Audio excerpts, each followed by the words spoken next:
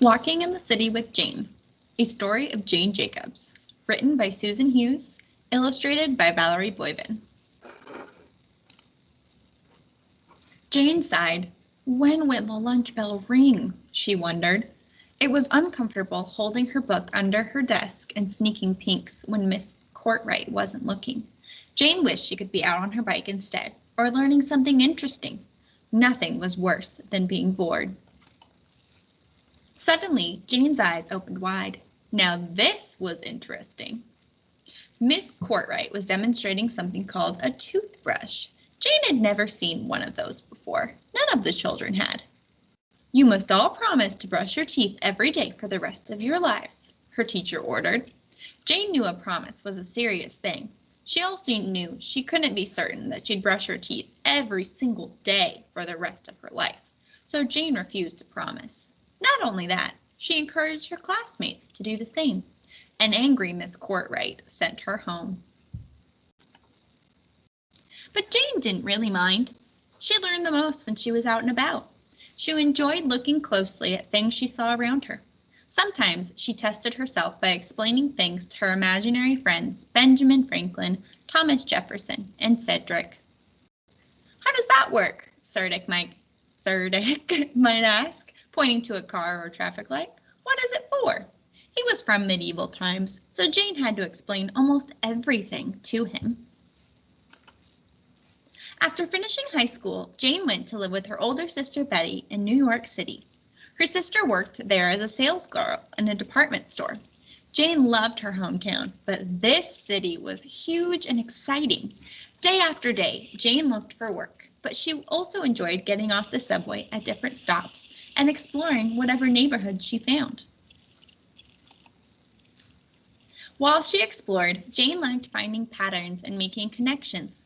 Look at those metal waffles, she told Betty one day, pointing to the manhole covers on the streets. Betty had never noticed before. They did look like waffles.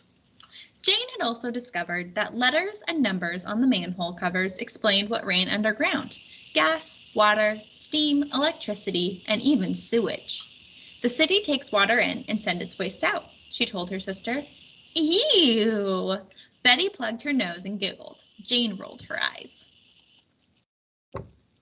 On another day, Jane discovered something else about how cities worked. She knew that animals, plants, rivers, sunshine, and rain all work together as part of a healthy ecosystem.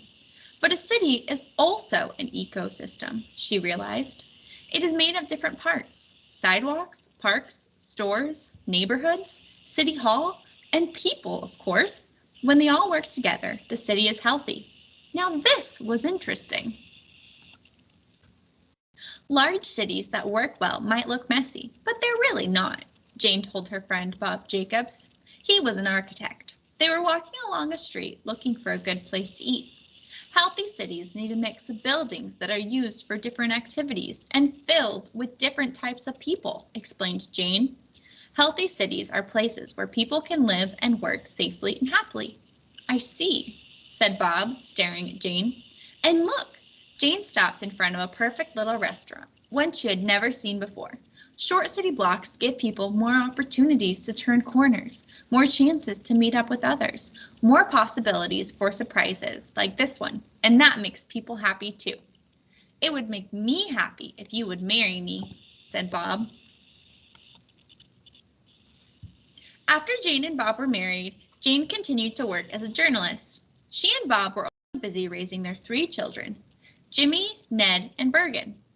The Jacobs family lived above a candy shop. They loved the activity that swirled around their lively neighborhood. All these people out and about, Jane would say to her children, all in the same place and all doing different things. Chatting, shopping, working, relaxing. It's like a sidewalk ballet, isn't it? Jane thought of cities as places for communities of people. However, many experts thought cities were mainly for big businesses, and that new was always better than old.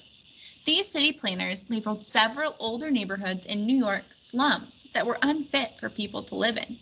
They decided to build them and build block after block of identical high-rise buildings in their place. Upset, Jane wrote an article criticizing the plan. She had visited new developments like these in other cities. They had looked so empty and unfriendly. And then one day, Jane learned that a powerful city planner named Robert Moses had labeled her neighborhood a slum. He wanted to tear down part of it to build a highway. The 4 lanes of highway would also replace a small road through the local park. Why? So traffic could get downtown more easily. Jane couldn't stand by and let this happen. She and her family joined their neighbors at rallies and in writing letters of protest. One day that Robert Moses spoke about his plans at a city meeting, he glared at Jane and the other protesters. "There is nobody against this," he complained to the city officials. "Nobody, nobody, nobody but a bunch of mothers." Robert Moses didn't seem to care what the community thought. Jane and the others refused to give up. They even convinced the city to temporarily close the park to traffic. This gave Jane an idea.